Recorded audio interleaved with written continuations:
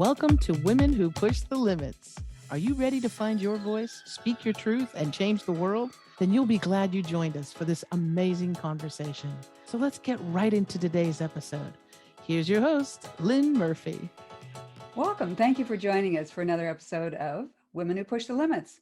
I'm Lynn Murphy, your host, and it is such a pleasure today to introduce you to a guest who has such high energy. You are going to love this interview today. We're here chatting with Sandra Dee Robinson, who for decades had a very successful career in television. I know you've seen her. She's had starring roles in Another World, The Bold and Beautiful, General Hospital, and the list goes on. And she's had guest appearances on some of my favorite shows, I know. CSI Miami, Criminal Minds, and 2.5 Men. I mean, wasn't that a fun show? And then she created a business in 2010 that is called Charisma on Camera. So she's a performance coach, and she works with business owners, experts, and celebrities like herself to perfect their presentation and on-camera skills.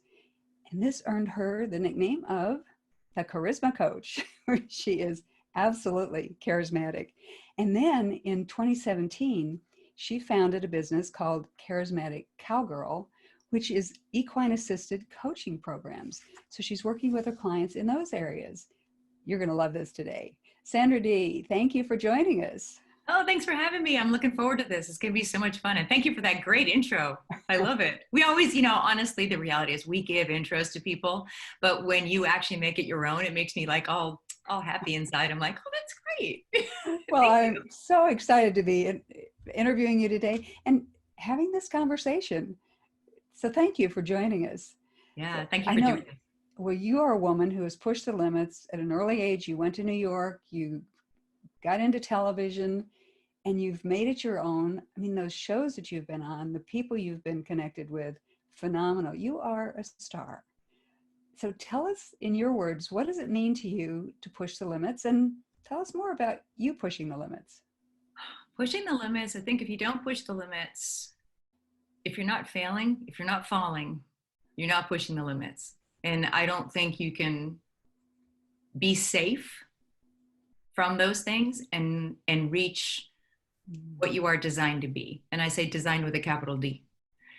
So I think of this because, when I talked to my husband about this and the very first time he puts me on a motorcycle, it's a little dirt bike, right? And he goes, all right, he goes, here we go. And I'm thinking, what if I fall? That's how you learn. And the very first day, it wasn't a hard fall, but he's like, whatever you do, don't look at the tree. Bam. If you know anything about how your brain is processing, right? The only thing my brain heard is look at the tree, right? Which I promptly hit. So, right. That's what happens. Yeah. What we focus on. Yeah. So I got the fall out of the way, and within a few minutes, I was having fun, and I learned this new skill. And it's the same with the horses, and it's the same with skiing. It's the same with snowboarding. It's the same with learning new skills for your business, with getting in Facebook Live and doing videos and getting up on stage and speaking about what you do and delivering your message. It's really all the same. Pushing your limits when you want to advance in your career. If you're in a company and you want to advance up the ladder, it's the same thing where you have to have those conversations. You need to step into different responsibilities, and it's going to feel like you're pushing your limits. It's going to feel like you're pushing your limits maybe when you change the people around you, because you are the sum total of the 6 people you are closest to. If you want to change your life, a lot of times, most of the time, if it's a significant change in your life, you need to change that community that you're around, and that's pushing the limits of your comfort. In fact, you're going to be uncomfortable, but all of those places where I think I look back, and probably you can too, Lynn, when you look back and you pushed those limits and you went way into discomfort. Definitely. The other side of that is something that made you so much stronger, so much more of who you are, so much more in alignment with where you are designed to be. And so I think pushing the limits, while some people feel they have to do it every day, like my husband, who's a stuntman, he's an adrenaline junkie, but you don't have to be an adrenaline junkie to push the limits. Everybody has a different level of that. And I'm very grateful that for whatever reason I had that fire in me, and I've kind of always pushed the limits. even my older siblings will tell me that I was like that as a child. And at a very young age, when I had the opportunity and just enough money from my local modeling to fly me up to New York City, I did something that my family probably would not even understand, and they didn't understand. I said, I'm going to New York and I'm going to audition for the summer. And I booked my first job. And then I moved to New York City with my white granny boots and my white clothes, because I mean, if you've ever gone to New York, that's not what people wear. No.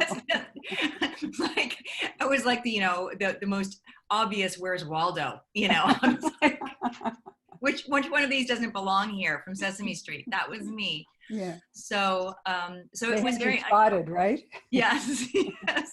It was very uncomfortable. But had I not done that, every time that you push a limit and you get to the other side, you realize that you're stronger than you thought you were. Yeah. Well, So, and I understand, Sandra, you were a shy child. I mean, maybe you were pushing the limits, but you were shy. Whatever possessed you to say, I'm going to be an actor? I had something, I guess it's just a fire and knowing in me that let's just say some of the programming that I got from my mother, I knew was wrong. Even if it was at a very subconscious level, somewhere I knew that wasn't right. And I would find a way to feel better. Now, when I say that I would push limits, it was usually with people that I knew very well, or I would stand up for my dreams with somebody that questioned me. If it was a family member, I would say, I'm going to do that. And I would get kind of sassy about it. Now, I was shy in that I couldn't see very well. My mother did, really not, she had me believing that life would be better if I hadn't been born. Those were the actual words that came out of her mouth. And so, while my father was very loving in his own way, he wasn't around very much. He worked a lot in order to provide for us. And so I had that programming of the other side of my parental support that wasn't very supportive. And so I was really at a bit of a disadvantage. I didn't know that I had a voice of my own, except when I got angry enough to throw it out. And, that I'm going to New York and then buying the ticket and driving my little 16-year-old first car, to this airport, which I'd never done before. I would get these little fiery moments and I would act in those moments and I would make things happen. And I think sometimes I've now evened out the emotions around that sort of process. But that fire that was inside, I managed to listen to it. And it's kind of what I still do. I still tap in and I go, all right, is this right? Is this in alignment with me?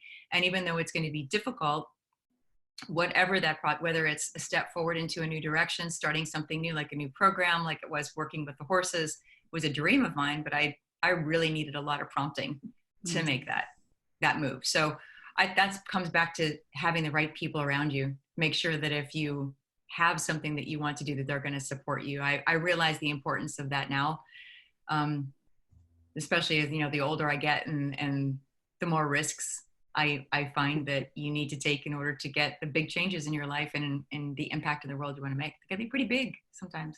Well, when you come up against the edges of your comfort zone, does it help you to look back and see that you were successful? Oh, how do you get past that now? I mean, you've had so many successes. I imagine you've had some failures too, but a lot of failures, yeah, to get there. I think that's one of the things that I'll tell people. And I believe in looking back and realizing what you've accomplished, especially if you're thinking of making a move to something else. One of my friends actually said that she's a coach and she went back through all of her programs and she goes, I did an audit. And I'm like, what do you mean? She goes, I went back and I looked and thought, what worked, what didn't? Whose idea was it? Her ideas that she came up with on her own weren't the things that did the best. It was when she asked the people in her community, what do you want? And she gave them that. And so now she knows moving forward, she doesn't feel like she has to push so much. She's going to ask people what they want and then give them what they want. So she did an audit. And sometimes I think doing an audit of what worked for you in the past, what was the aha moments? The earliest one you can think of. What did you accomplish? And it could be when you were in grade school. It may be that you got your first, cheerleading opportunity, or you hit your first baseball, or you learned how to ride a bike, or what was it that drew you to do that? What steps did you take? And you may laugh and go, I was a kid. I'm like, no, there were steps that you took. Did you ask for the bike? Did you have training wheels? Did you rely on somebody else?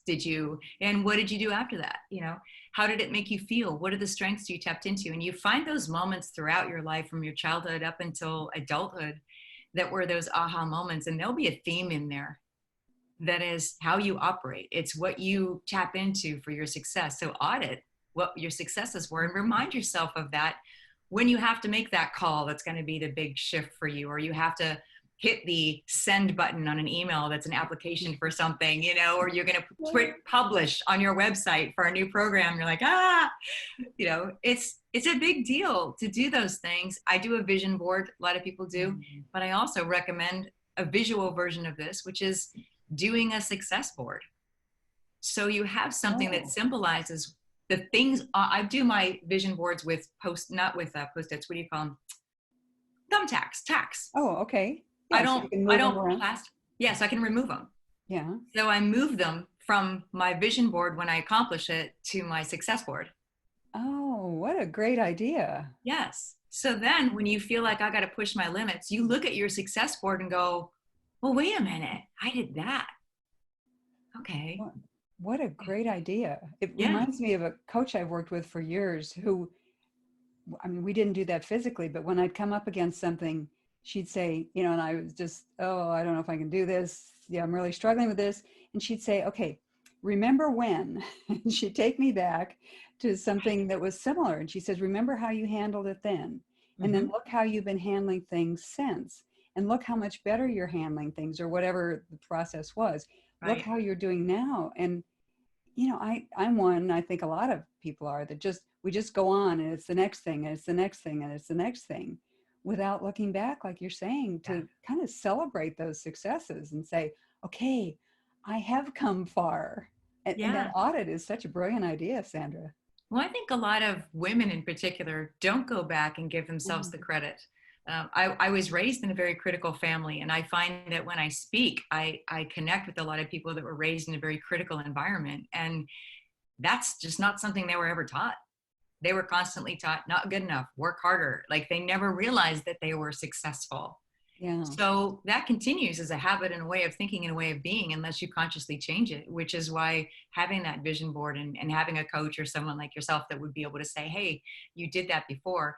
Was in a business meeting the other day, and the person leading it gave a quote that I think is anonymous. I don't think it's attributed to anyone. And he changed it just a bit. But he said, we have all gone through struggles.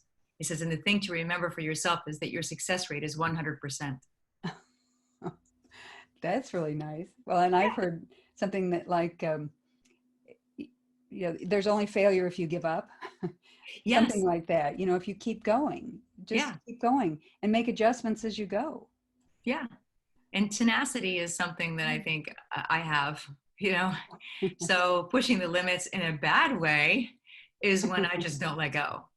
If I want to get something done and I set my mind to it, I will exhaust myself in order to do it. So I will push my physical limits, which again, as you learn and you hurt yourself over these things, you start to even those things out and get a little wiser, I think. But I see that with my clients too, where I have to say, you need to take some time off. You need to, even go to the doctor and get your heart rate checked, because, I burned out my adrenals by not knowing the limits of my body and thinking that I could just keep going. Yeah. And that's a dangerous limit. Well, especially when you're so driven and energetic and committed to doing those things, that self-care is really a big piece. And we ignore that. A lot of women more than men. Well, maybe men ignore it too, but I know women. They do. I think they do. I think they ignore it. But when faced with the fact that they're ignoring it, I think women understand it immediately more than men. And I see that when I'm working with the horses. Emotional regulation and energy regulation are two of the things that we work with when we're working with the horses in equine-assisted coaching. And I get a lot of women that burn really hot and then exhaust themselves. They're exhausted at the end of the day. And working with the horses, they get a chance to actually test how strong their energy is and be able to pull it back and almost say, like I say, turn the faucet on a little bit, turn it off, turn it on, turn it off, so that they get used to doing that instead of just leaving it run full force all the time until it runs out. Well, tell us more about the equine-assisted coaching. I mean, that's fascinating. And to have you talking about that from the standpoint of emotions and energy, I want to know more. Yeah, it's very fascinating to me. It's a parallel for me. So I grew up being fascinated with acting and actors and performance in a way. When I got the opportunity to do it, that was my safe haven. So I spent all those years as an actor studying human behavior, psychology. Why do people react the way they react to people? And it helps you to actually step into the world of the character that you're playing. So that, and studying body language. So that was a big part. But I also, like I said, would avoid the toxic feeling that I had when I was in my home, when it was just my mother and me. And so I would feel better when I was out with animals, wildlife. Any stray creature that wandered near my family home was like instantly my best friend. And so I went from that into working with wildlife, and I always had this parallel and always had a fascination with horses. And so as I continued those studies, it seemed like they were separate. I got the opportunity to put them together. I realized that there was such a thing as equine-assisted therapy. Well, that was really cool. And then I discovered that I didn't have to be a therapist in order to help people. And I already had a community of professionals. And so I discovered equine-assisted coaching, which is literally a very, very natural way to show you how you're showing up in the world. Great thing about horses is that they will show you how you are right now. They only live in the moment. Mm-hmm. And we tend to live in our story more than anything. Yes. We live in the past. So while auditing, as we were just saying, going back and auditing and looking at the good things is great, just don't live there. So that if you want to really be present, which we are so infrequently, because we wake up and the first thing we do is we go somewhere else, right? Yes. Most people have this is the first thing they touch in the morning because your alarm's on here. Mm-hmm. And then you go, oh, well, what's happening with this person? And I have a notification, and there's a Facebook post, and somebody just posted on my Instagram, and then we're gone. Yeah. You know, we're not present anymore. And you have that when you're sitting at a table with someone, and even just having a phone there, they've shown actually disrupts the feeling of trust and connection with the person that you're sitting with. And so we've become very used to that. And I like to think that I'm a small piece of being able to shift that for at least the handful of people that I'm able to touch. And so when they come and they experience having to be right there and present and congruent and completely like at peace with who they are, even if they aren't who they want to be yet, that's where they have to start. And that's where a horse will meet them. And so it's about building that relationship with this animal that only speaks present, energy, body language. Doesn't matter what you say. For us, we think we can talk our way out of, things. You can't do that with a horse. You have to actually be who you need to be. Such an interesting concept. And they're such huge animals. It's not like working with a dog or a cat or something like that. No, there's an intimidation factor there for sure. Yeah. And what happens when you fail with a horse? That's just it. You don't, I would say there's no such thing as failure. There's no such thing as wrong. Mm-hmm. You just try again. So if somebody says, I want to move this horse and get it to move off to the right. Okay. And a lot of these people, we do have some horse people that come through, and I'm happy to see them because it totally changes the way they are with their horse that they're riding, that they own. But most of the people that come through are not really horse savvy. I don't tell them how to move, because when you meet they'll turn to me and they'll go, I don't know what horses like. When you meet someone new, you don't know what they like. When you're working for someone new, you don't know much about them. You have to figure it out. So that means that you may start a conversation, it doesn't go that well, and then all of a sudden you bring up another topic, and bam, you guys are connected and you're doing great. And that's the avenue that you go with that person. So if you're in sales, you know that. You find out enough about the person, and then you go, oh, here's an avenue that we can connect, and we have some synergy here. Mm-hmm. You have to find that synergy with the horse as well. And so they keep trying, and I'll guide them when I'm prompted to, but when they find that avenue, when they find what works, then there's this great sense of elation and happiness. And wouldn't it be great if we can celebrate all of our healthy human relationships that way? Well, and then you let them discover this on their own. It's not you saying this is what you must do. And I know you're so intuitive that you know just exactly what to do, what not to do. And I don't know, you're tuned into the horses. I don't know, are you a horse whisperer? All a horse whisperer is somebody that if you are around animals and you work, even I saw this with the wildlife sanctuaries and the people that work with wildlife and the exotic animals. And if you are really in tune with those animals, you're on a different, very present, earthly, grounded, receiving platform. I mean, you don't have a choice. That's kind of where you stay. So I think that's really what horse whispering is. If you allow yourself to be in that relationship with them where they are and meet them there, which is what we should be doing with all of our relationships. When you meet them there, then yeah, there's a time when you think that's too vulnerable. I can't do that, especially when I see men coming in and doing this work. It's sometimes difficult for them, but the rewards are amazing. And it's the same with us. So I don't think there's anything magical about horse whispering. There's certainly, it feels like magic when you're doing this type of work, but it's based on science. It's based on neuroscience and psychology and various modalities, including biopsychology, and even zoology comes into play. And so there's a lot behind it that makes that work. There's a lot about the way you feel that has to do literally with science, but when you're in that very present state, when your mindset is right, you can receive that and you get the benefits of it. So yeah, I see that with my husband. He loves dogs, and we don't have any now, but we've had dogs in the past. And several years ago, he was traveling for work and he stopped out in the middle of nowhere at a little convenience store, kind of a wide patch in the road. And he was getting out of his truck and a woman was coming by with a dog walking the other direction. And the dog just took a beeline and went right over to Mike. And Mike knelt down and started rubbing the dog's ears. And that woman stood there in shock. She says, he doesn't like anybody else. He never goes to anybody else. What? I can't believe this. And Mike says, oh, dogs know dog people. So I think there is something about that we tune into that kind of thing. Definitely. It's there for us. That's what nature-based therapies are all about. It's really understanding that the animals, the earth, are here to help us. It helped me.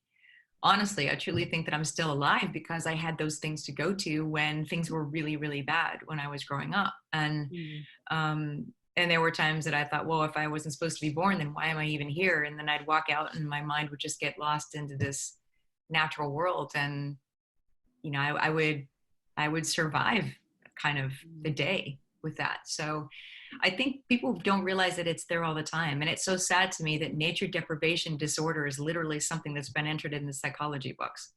Really? All you have to do is step outside. Even if you're when I lived in New York City, in fact, I was such a country girl. I found a walk up on the Upper West Side. It was a gorgeous apartment. I really wasn't a city girl, but I liked it because it had these big windows. Most of them faced a brick wall, but in New York, that was still like a cool thing, right? Yeah. And it had a balcony. It was a fire escape.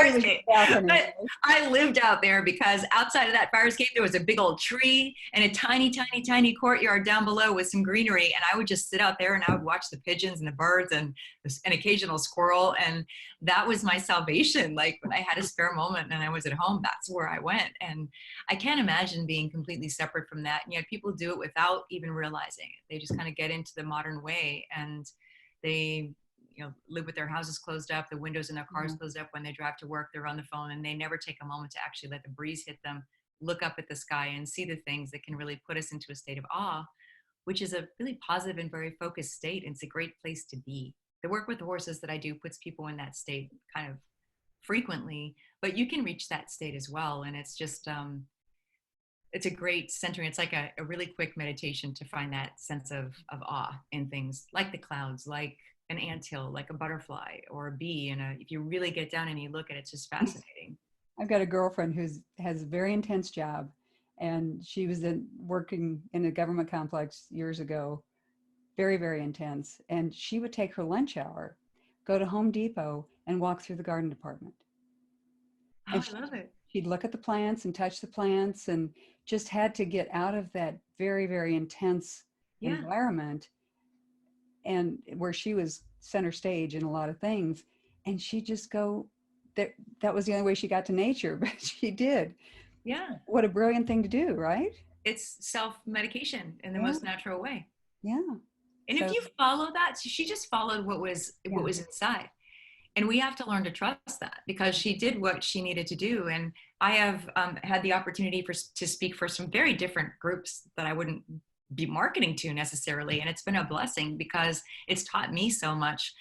I have spoken to essentially government employees. So people that choose the job and realize that their psychology is they're choosing the job because it's secure. Mm-hmm. They're not choosing it because they're passionate about it. Right. They're not lit up about their work. Right.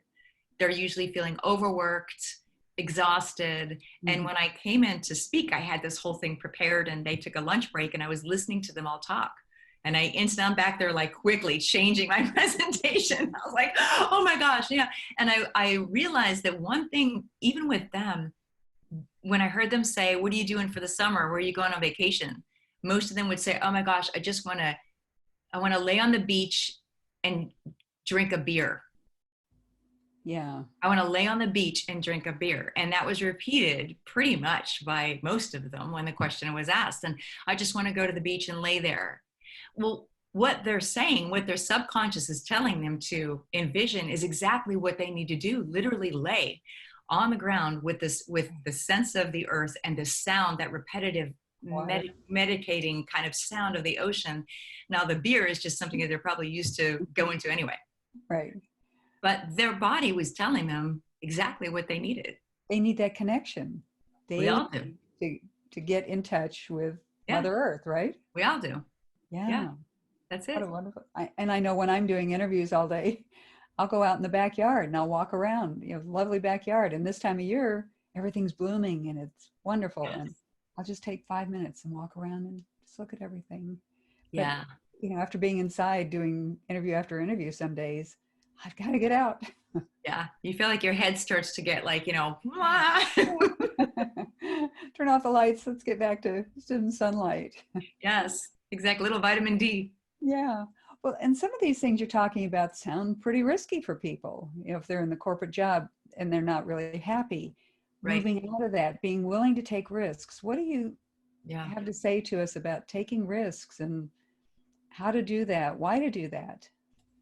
Well, again, I refer, to my husband, because people ask him all the time, oh, you're a daredevil, because he's a stuntman. Yeah. And he said, no. He says, daredevils, it's a totally different thing. He says, as a stuntman, we realize what the risk is. We analyze it, Mm-hmm. and then we build the safest way to get through it. Mm. So they're still taking it. But I think that's the thing that is important. You don't want to get stuck in analysis paralysis, because I've certainly done that. I mean, it's taken me a year to start my podcast. I swear it's happening. I've got the recordings and everything. I got the music. I got the artwork. I'm getting closer. But I did that. I sat in and I analyzed for a long time. And it's one thing to do that. And I would say, to be safe in a way, safe as you can, but still take that risk, take that jump. Don't stay stuck in analysis paralysis. And the only thing that would keep you from really taking that leap forward is fear. So it's good to label it, figure out where it's coming from. And a lot of times it's a voice that's talking to you that isn't yours. Like mothers. Yeah. Yeah. Yeah, exactly. You're not good enough to do this. Yes. Who do you think you are? Yeah. Who do you think you are? Who do you think you are? Nobody's going to listen to you. You don't have enough education, community, connections. There's 1,000 things that you don't have enough education. And you stop and you think, whose voice is that? I guarantee it's not God's voice, because if you're being pulled to something, you're already prepared to do it.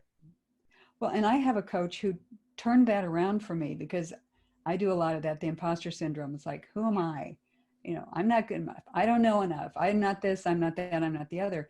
And his comment was, who are you to deny your gift to the world? Yes. Whoa. Yeah. And I still remember that. It's like, whoa, that just changed my thinking. It's like, okay, I'm doing this. Right? Yeah. Right?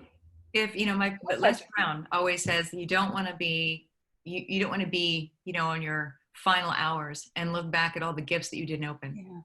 Yeah. So when it comes to taking risk, I look at that and think, what if there's a gift on the other side? What is that gift? And sometimes I've taken risks that haven't gone so good. We all have. And you So go, how do all you right, deal with check. So then what? How do you deal with that? Lesson learned. You know, it's funny. There's usually, after that, there's usually something that ends up on my success board at some point. It's an adjustment. Yeah. You know, it's, you go, okay, that didn't work. Why didn't that work? Mm-hmm. And usually it's because I followed someone else's thinking of what I should do. Mm-hmm. And I overrode what was talking in here. Because, you know, a lot of times I'll be swayed by something that I think I need and somebody has it. So I'll go, well, I need to be like that person. I need to do what they're doing because they're making X amount of dollars per month. And that would be really good for me right now. So I'm going to do what they're doing. And it's not in alignment at all with how I work. One of the women I interviewed is a neuroscientist. Actually, she went back to school at the age of 50 to get a degree in neuroscience. Awesome. But she talks about failure just as being feedback. And she says what she says to herself is, I don't have the skills to do that yet. So like you're saying, analyze it. What's it telling? Are you going the wrong direction? Do you need more whatever, more help, more skills? Yeah. What do you need to accomplish that? And Yeah. she even looked at a failed marriage that way. She says, I didn't have the skills that I needed at the time to make that marriage work. Right. Now she's in one that's working. So yeah. feedback. And, you know, I think one of the things that helps me to forgive people and situations and myself a lot is a belief that people do the best that they can with what they're given at the time. Mm-hmm. Even my mother. Yes. She didn't have a lot Mm-hmm. as far as understanding emotions. Her brain didn't work that way. Mm-hmm. And the more I learn about how she saw the world, the easier it is for me. Mm-hmm. And I have to honestly look at that and forgive her and it's a daily process sometimes. I'm sure. But you go back to the people that have hurt you and say, you know, the crazy thing is they did the best with what they had at the time.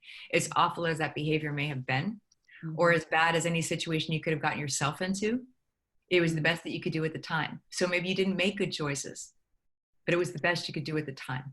Yeah. And then it's the best that you could do at the time and learn from that and do better next time. Right. Yeah. If we learn from those mistakes, then we grow. If we don't, we're kind of stuck in that cycle.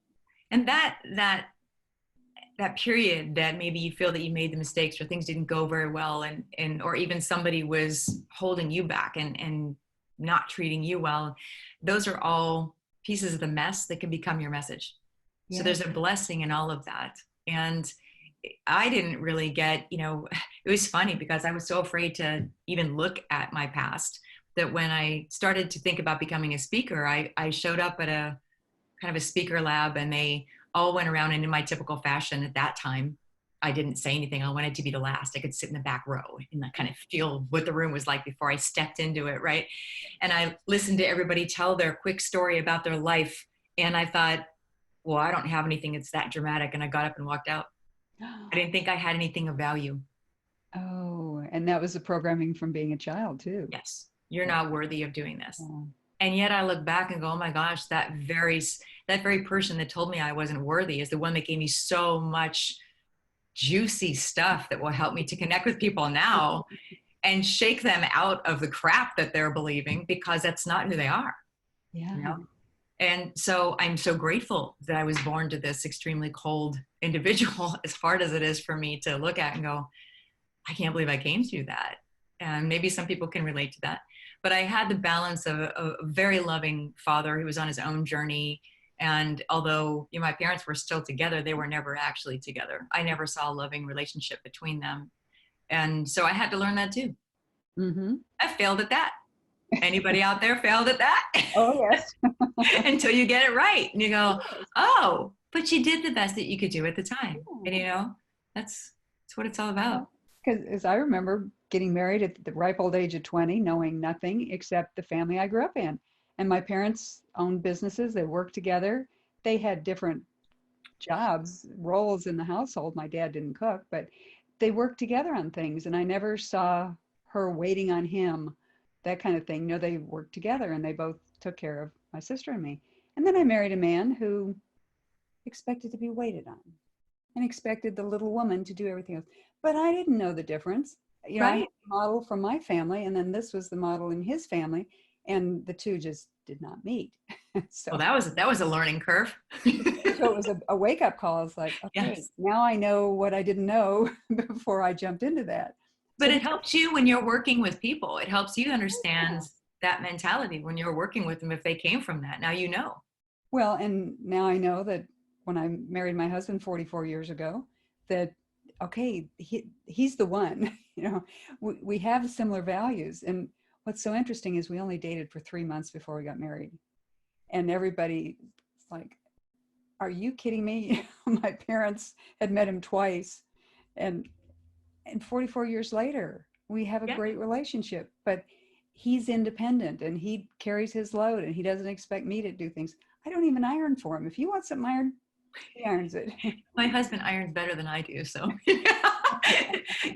his side of the closet actually looks like the Gap, like everything is perfectly folded, and mine goes in and out between being able to stand in it and you know, it's just like I sometimes when I get it all cleaned up, I go, look at me, good for me, and that lasts about 3 days. Yeah. Yeah, then I'm back to Recognizing from those quote failures, I look at that as a learning experience. I might have gotten into a marriage that wasn't quite that bad and thought I had to stay there. You know, yeah. this one was, and it wasn't bad in other regards, mostly around who he thought I was supposed to be and who he thought he was supposed Right. to be. Roles, your identity Roles. within it. But Yeah. it helped me find a marriage that is just exactly what I need and Yeah. exactly what I want. And 44 years later, we're still at it. So your identity is intact with what you're doing. It's Yeah. interesting, that word identity, isn't it? Because when you talk Oh, about pushing the limits, I think it's who you identify being. And I think when somebody said something to me, and I've had people that I barely know say things to me throughout my life that made me stand back and go, really? yeah. Mm. And then I would look at it and go, and I mean, there were the bullies which said the bad things, but I'm talking about somebody that would say, you know, I noticed that you do this, or you've got so much fire, or, you know, and I'd be like, what are you talking about? And then I would think about it and go, Oh, yeah. yeah, that's nice. Or somebody goes, you just don't stop, do you? Mm. And I don't get that all the time, but when I did get it, I realized, yeah, I don't, because that's when I wasn't resting and I just kept going and kept going and kept going. And the good side of that is what I saw first. It was like, oh, I'm capable of that. I'm capable of continuing to go. That's something interesting about me. And I identified with that. So every once in a while, somebody may throw something out at you that kind of like strikes you and you go, well, let me put that on for a second. Yeah. That's Yeah. it. I'll take that, you know? Yeah. And our identities change as, you know, as we get older and as we go through experiences. But I think if you're pushing a limit, that's one thing you can look at. Your values form your identity, and is what you're moving into in alignment with how you identify with yourself, not what you do, not the color of your hair, or who, you know, it's who you are, like, you know, in the depths of your soul. Who do you really feel like you are? Mm-hmm. What is that identity? And if you're pushing some sort of limit, is it going to support that identity? Does your identity support that? Well, and claim that, claim who you are, and what your values are. Like you're saying, Yeah. not what you do necessarily, but claim that deep piece of you, who you are, what your purpose is. Yes. Why are you doing what you're doing? Yes. So let's ask you that question. What motivates you? What keeps you going? What flips your switch? And this is something that I think about, and I like to write on all the time. And I think I kind of came down to, you know, everything that I have done that has lit me up the most. My aha moments, I guess you could say, throughout my life have been things that have helped people move from where they are to where they're designed to be. Mm. So I could say I help people break through things. I could help it. No, it's like everything that I've done, even when I was acting, the one reason that I left acting was I didn't feel like it had a direct effect. I had an effect because it gave me a platform that I was able to use when I finally learned to find my voice and use it. It gave me a platform of recognition, and it still does. You know, when I throw out the shows that I was on. Inevitably, somebody watched one of them and they go, "Oh my gosh," you know. And so there's some power in that. It opens doors, and I'm grateful. Mm-hmm. But I really appreciated working directly with people and helping them literally find their voice and be able to tap into what they are designed to do and see that impact in the world, which meant so much more to me than what I was able to do every so once in a while, you know, when I was acting. So on a daily basis, it makes me much more happy to do that. So even, you know, during times when somebody says, "Would you come and speak for free?" I don't say no. I go, "Who am I speaking to? Is it going to be something that's going to actually change people's lives?" I love to speak to young people. I'll do that for free because I needed somebody to speak that into me. You know, when I was young, and not a lot of people did, or maybe I just wasn't available to hear it, so I needed it more. What was it like to, I don't know if you've completely given up acting, but to step away from those starring roles, those huge TV shows? What was that like? The weird thing, and this is just going to be totally brutally honest. So? In the beginning, I was so uncomfortable with fans walking up to me because I didn't think I was worthy, right? That whole thing. The reason that I actually teach to help people find their voice and to find their strength and communicate in the most natural, authentic way is, and I use the term charisma, right? But it's really comes down to the fact that I had none of that. I wanted to be told what to do, how to be, and I would delve into that character and I felt safe there. And people would say, "Good job," and I'd get a paycheck. And that validated me. And when I would go somewhere else and they would like maybe to host something or I'd be interviewed and they would say, "Oh, sweetie, just be yourself." I literally blacked out once when someone handed me a microphone and said that. Really? I had nothing in that file. Nothing. You didn't know who you were? No. So I would actually run away from fans. They would be waiting outside. This is horrible to admit because I realized how awful it was. They'd be waiting outside the studio to see us, to see me as part of the cast when we walked out, and they would want to have pictures and autographs, and I would sneak out the back because I was too afraid that they would see that I wasn't anything special. Wow. And so that was uncomfortable, and then I became comfortable with it. And I actually had a celebrity do something very kind to me. I'd gone to see her in a Broadway show, and because I was in the industry, I found myself after the show sitting at a table next to her at a cafe, and she noticed that she assumed, I guess, that I had purchased the poster from the show when actually had been given to me by somebody that was a fan. But she gestured, and I didn't notice that somebody at her table had taken the poster and she signed it and she handed it back. Oh, wow. And I looked and I went, "That was so kind. I should be like that." Oh. And, you know, I'm like, I want to be more like that.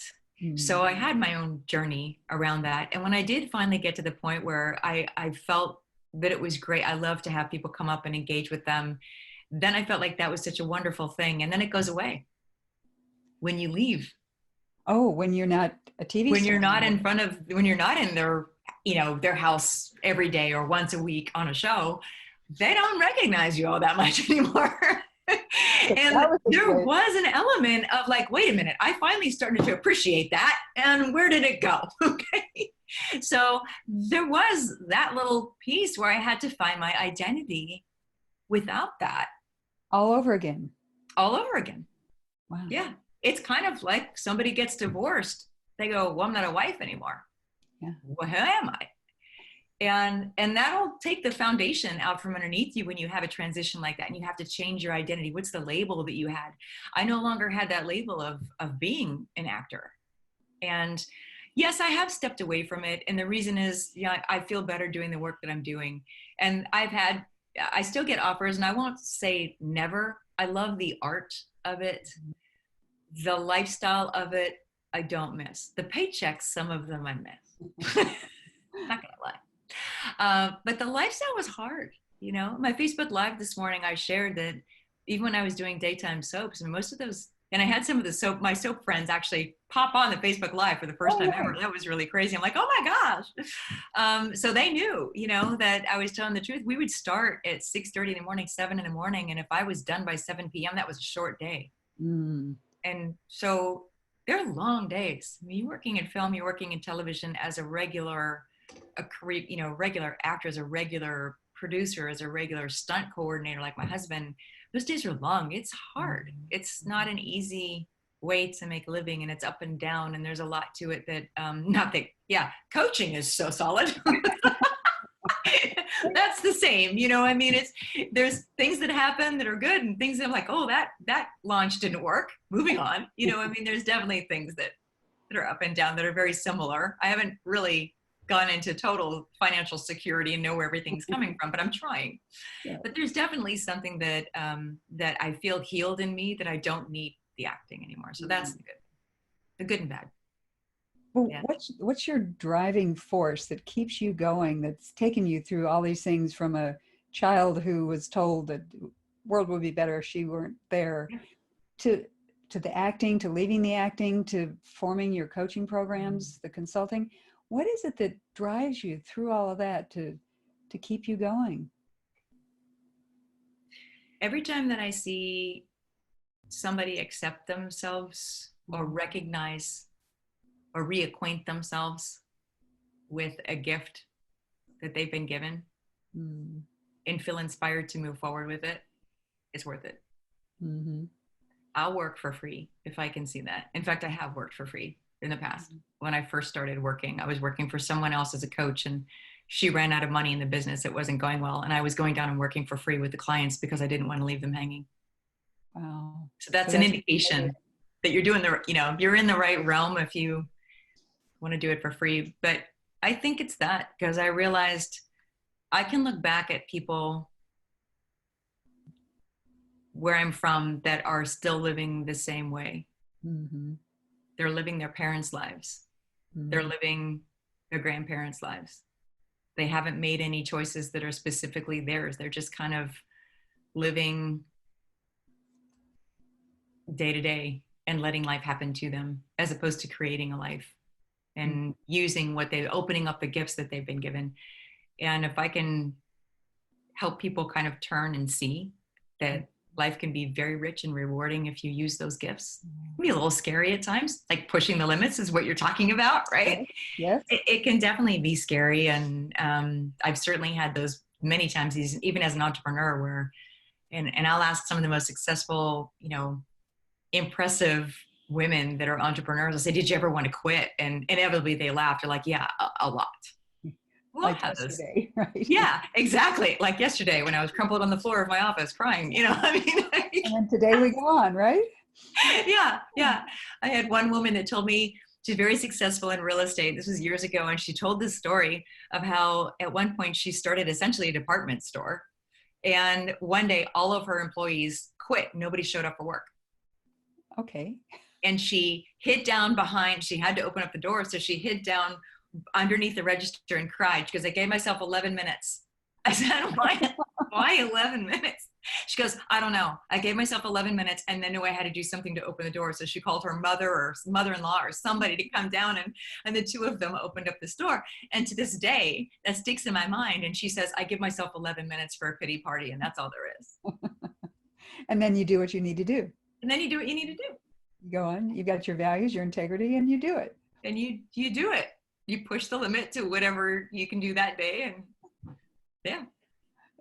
What do you think's the biggest lesson that you've learned in your life that you want our audience to hear? You are not who people say you are. That's the good and the bad. So I've had the bad from a mother that said horrible things over me, up to the last time I saw her, in fact. And I've had the good, which, when you have adoring fans, it's a great feeling. But you don't really want to listen to all that and think that that's who you are. Your identity comes from God. It comes from your design, who you're supposed to be, what is inside of you. And it's really up to you to figure that out. Don't listen to what other people say, because that's not necessarily true. Yeah. Beautiful lesson. And tune into yourself. And I know you keep talking about the design, and you work with your clients around what their design is. You said capital D for the design piece. Yeah. To me, it's kind of like what our soul is. What's the play that we're here to live out? What's our purpose? What's our role in this? Yeah. How do we do that? And that's a scary question for a lot of people. I don't know if it ever scared you, but if somebody says, well, find your purpose, I would be so freaked out. Like, don't ask me that. I have no freaking clue what that is. Like, that's a big question, right? Yeah. And then when you start to kind of like, piece it together and realize the aha moments and the things that made you who you are today. And then you start to realize, well, this lights me up. And that's one of the first things I ask people is like, what lights you up? Mm-hmm. And it could be something totally not related to what their message is or whatever I'm working on with them. Like, what lights you up? And when I discover it, I go, oh, there's a lot more to you than you're putting forth. So let's go there. Yeah. And then we see this freedom of expression, and we see the ability of them to actually take a breath and live in who they are and live in the moment and be okay with where they are and who they are. What surprises you about your life? Where do I start? There's more than one. Oh my gosh. Well, when I was a kid, I always wanted to have a pony. At the age of 49, I got a pony. So it took me a while. But dreams do come true, I guess. I always wanted to, hence the vision board and the success board stuff. Mm-hmm. I think I always wanted to have horses and to live in the country. And that was always, ever since I was a little kid, my dad used to take me to a horse ranch because he knew I loved it. So he would, whenever he had a moment, he would take me out there and have pictures of me out there. And I remember the smell. This is funny. Smells are very influential to us, right? They can bring back memories like nothing else sometimes. And I remember the smell of the leather in the tack room. Mm. And now I have that. And you love I took one of the young kids that I'm kind of apprenticing with the horsemanship, and because I started doing that too. And I had a friend say, are you charging for that? And it never occurred to me. So there may be a new thing on the horizon for me. Yes. Which is helping young riders actually understand the animal that they're getting on. So how they think and understanding herd behavior and showing them, the process of how to build a relationship with that horse, which is what I'm doing with the professional people, and making them better, safer riders. And so I had a young guy follow me into the tack room, and he said that. He goes, there's something great about the smell of leather. Yes. And it took me right back to being a kid. And now I have that, so yeah. Your dream has come true. From yeah. an early age. Yeah. And yes, at the ripe old age. I'm still acquiring things that I wanted. If that Barbie camper ever comes into my life, I'll be really happy about that. That's funny. My husband wants an RV at one point. I'm still not quite on board for that. But when we do get it, I'll be like, dang it, I finally got my Barbie camper. And how are you going to decorate that? In pinks and purples with little stars. I don't know. There you go. He gets his dark office. You get the Barbie camper. You can do whatever you want with it, right? Exactly. Oh, that's so fun. When my sister and I were growing up, she was the one who wanted the horses. She was just horse crazy, and watched all the Westerns and Dale Evans and Roy Rogers and all these. Oh yeah, Lone Ranger. And when she was 5 years old, my parents bought her a Shetland pony. But it was just such a cool thing to be around those animals, just amazing animals. So yeah, they are. There's definitely something when I'm working that, and I still say this, the more I definitely want to master what I'm doing in that world as far as the coaching and all the emotional regulation and all that. I'm studying that. I'm involved in it. I'm watching learning more every day about communication, interspecies communication. I'm stupidly obsessed about the topic. I'll keep learning, but no matter how much I learn, I think I will continue to say that in the process itself, the horse does way more than I do. I just facilitate. God speaks through that horse to the individual that's in the pen that they have chosen to partner with. And I really am the least of it. And I think that's a good thing. Well, but that's the beauty of being such an excellent coach, is you know when to get out of the way. You know when to facilitate it and when to let things happen and not try to control them or try to make them happen the way you think they should happen. Yeah, that's true. That's true.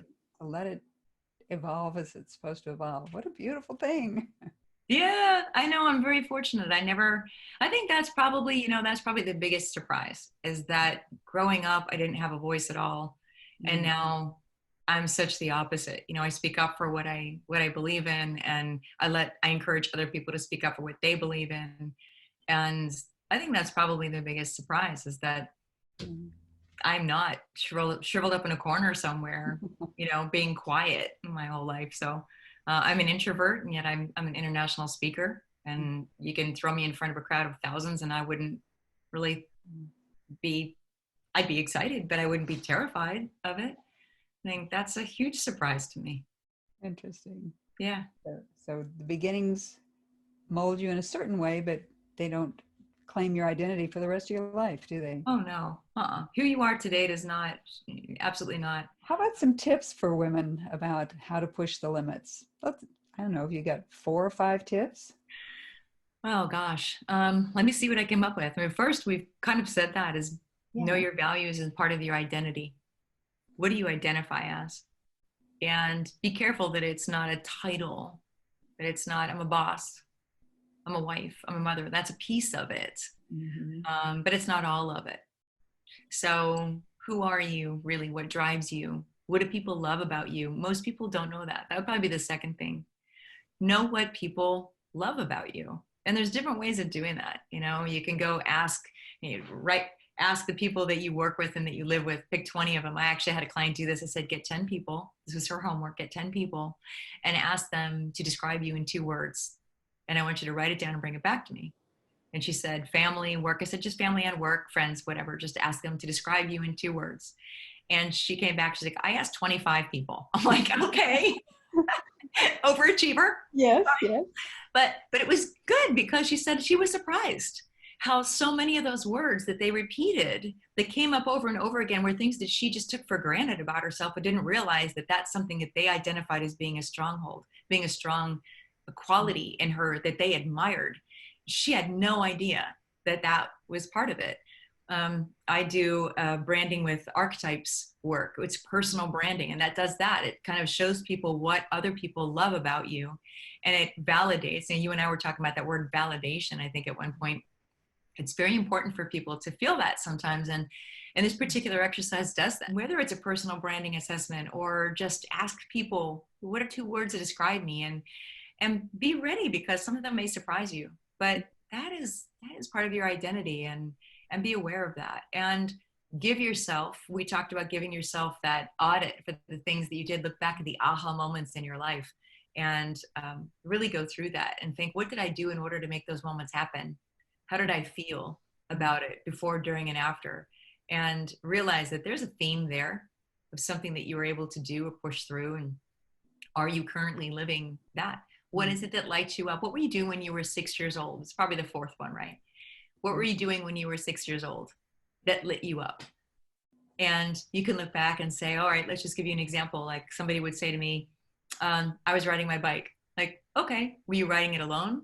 And they may say, no, I was riding with a bunch of my friends. Did you organize the ride, or did somebody else? No, I organized it. Oh, okay. And I would plan where we were going to go. Okay. So you start to see, from the very beginning. And I said, so what are you doing now that is like that? And they would stop and they'd go, well, I'm running a business. They would draw the correlations. And sometimes there would be no correlation. Perhaps their memory of a child was getting a group together and telling everybody what to do in order to accomplish the play in the backyard. And they were the director. Mm-hmm. And now they become a failing serial entrepreneur because they're trying to do everything in the play themselves, and they get bored and they walk away. And a woman came to me, she goes, I don't know why I'm doing this. And we did this little exercise, and I said, because that's not who you are. You're the person that puts the people together in the play and makes the play happen. That's who you are. Yeah. So what were you doing when you were 6 years old? I had a woman say to me, she loved to sing. And I said, are you currently singing? And she actually started crying. She's like, no. I said, you need to find a way to do that. Mm-hmm. That's who you are. And even if you do it on the side, maybe you have a job, that's who you have to express in the way that you were designed. So what is that? Yeah. So I think those are, and get out to nature for heaven's sake. Oh, yes. There's that. Keep yourself grounded in what is available to you in the natural world, whatever that means. If you're a hiker, great, you understand this. If you have animals and you have a dog that you walk, you may understand it. But if you're feeling pent up and anxious and you're relying on things to help you go to sleep, things meaning pills, alcohol to go to sleep, and something else to wake you up. And, maybe there's a better way. Mhm. So seek the things that are available and usually free. You may find that you feel better. Feel much better that way. And Yeah, tune into nature. I love that one. I'm glad we didn't leave that one out. right. Exactly. I listened to Dr. Ehman today on one of his Facebook Lives, and I had the privilege of interviewing him a few years ago behind the scenes at the California Women's Conference. And it was funny. My crew was laughing at me. They're like, you have all these celebrities that you're interviewing today, and you're starstruck by him. I mean, he's tiny, but he's so brilliant. He has the #1, I think still to this point, it's the #1 PBS special, #1 rated. I mean, the most sought after PBS special about the brain. And he was talking about the fact that you need to have that time in nature. You do need to be able to decompress, and it's up to you to be able to do that, and recognize when you're getting too anxious. And there's only one brain that you have. You want to be able to take care of it. So, and get creative about ways to do that. Yes. Like you with your balcony in New York. That was my balcony, my fire escape. Right? I even put a plant out there, which I think was illegal, but I didn't get caught. Well, Sandra, we've had such a great time here today, and I know our listeners are enjoying this too. I'm going to ask you for your contact information in a minute, but before we do that, is there anything else that you'd like to share? I think I have. Did I offer you guys a little free something or other? I think I had something planned for you. Did I not? We haven't heard that yet, but I know we'd love to hear that. Oh, okay. So let me see. I think there was something that I've created called Awe Inspirations. And I think that would be a good place to start. I mentioned earlier in our conversation the emotion of awe, AWE, and it's something we haven't been really studying all that much until recently. Positive emotions, which are productive emotions, and moving forward, you want to be in a positive state of mind. They tend to be very energizing. So you think joy, happiness, it makes you want to jump up and down. Awe is actually very focusing, and it's an emotion that pops up when I'm working with the horses a lot. And if I can't send you a horse, I can at least send you these prompts for daily recognition of things that are, can put you into that state of awe every single day. So it only takes about 5 minutes or less, and these prompts will show you how you can use them every day to tap into that state of awe and kind of center yourself, focus yourself, calm yourself, and be in a state of positive productivity without being hyper. That's wonderful. What a gift. It's very cool. It's very cool. So be happy to share those. It's a really simple, easy thing to be able to flip through and use. And I'd love to know if it works for people. I think it does. I've heard good things. So yeah. So how do we tap into that gift? That I'll give you a link to that too, but it's sandradeerobinson.com/awe inspirations. And that will take you right there. Yeah. That is wonderful. And so they can sign up. Mm-hmm. Yeah. Yeah. It's free. I don't even think I require an email in order to get it. I don't know. Maybe I do. I have to check how they set it up, but if I do, it's free nonetheless. So wonderful. Yeah. I'm going to sign up for that as soon as we finish this interview. Thank you so much, Thank Lynn. you. Well, tell people how they can contact you and anything about the programs that you want to talk about. Yeah, absolutely. SandraDeeRobinson.com, my website. Of course, you can always find me there. If you Google me, you'll see all the social media links. Please follow me. Facebook, I've got my Facebook groups there. You can find Elevate, which is open to anyone. You just have to ask to join. It's called Sandra Dee Robinson's Elevate. That's on Facebook. I'm on Instagram, doing even better at being consistent on Instagram. And of course, LinkedIn. If you're in the business world, LinkedIn, and now LinkedIn is using a lot more fun things like video. So it's not as stiff and boring as it used to be. So I'm actually on LinkedIn quite a bit too. I'm not doing the TikTok yet, but who knows? Maybe. Well, maybe. I'll push my limits of comfort and and do that.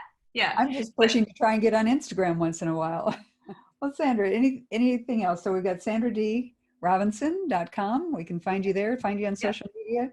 Find me on social media, and you'll see I'll put out freebies and courses and things throughout there. I mean, I'm constantly doing something new, reinventing now. We're doing the podcast, which is going to be launching soon. So there'll be another way that you can connect and learn. And I'm really all about being able to help people find whatever tool it's going to be to help them move forward. So if that means that they come to Austin and they do an equine-assisted coaching retreat, that's fine.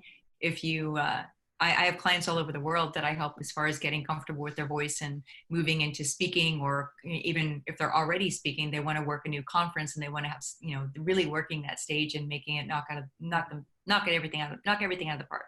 That's the kind of thing that I love to do too. So wherever you are, taking that next step and pushing your limit, if I can do something to help you do it, then I'll gladly do that. Thank you so much. You have so much to offer with your acting ability, and then your coaching and your intuitiveness and your lovely personality. Sandra, thank you so much for joining us today. And thank you to our listeners for joining us today. You've been listening to Sandra Dee Robinson, an actor, coach, equine-assisted therapist, an amazing, amazing person all around. Thank you. You've been listening to Women Who Push the Limits, and I'm Lynn Murphy, your host. If you've enjoyed this today, please subscribe, leave a review, leave a rating. And I know there are people who want to hear what Sandra's shared with us today, so share this out. Do your friends a favor and help them connect with Sandra Dee Robinson. So thank you for joining us today. And one thing to remember as we go, you find your limits by pushing them. So keep pushing. Thank you for tuning in today. Please like, subscribe, write a review, and tell your friends and family about this podcast. Don't be shy about sharing this episode with anyone you think would enjoy it. And if you want more information about this podcast and about this amazing project, go to womenwhopushthelimits.com. That's womenwhopushthelimits.com. Tune in next time for another amazing interview with an inspiring woman who truly pushes the limits.